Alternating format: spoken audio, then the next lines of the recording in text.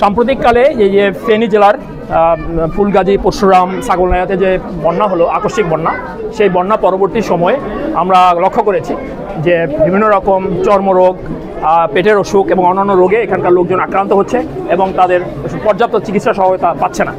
এই বিষয়টাকে বিবেচনায় রেখে আমাদের বর্ডার বাংলাদেশের মহাপরিচালক মহোদয়ের নির্দেশনাক্রমে আমরা এখানে চিকিৎসা সহায়তা প্রদানের পরিকল্পনা গ্রহণ করি।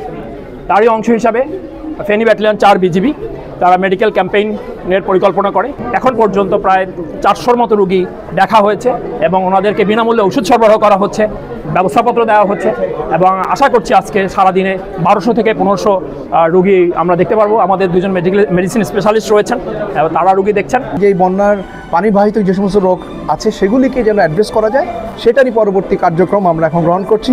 তৃতীয় ধাপেও আমরা প্রস্তুত আছি, যদি আবারও পানি আসে আমরা যেন দ্রুত মানুষের পাশে দাঁড়াতে পারি।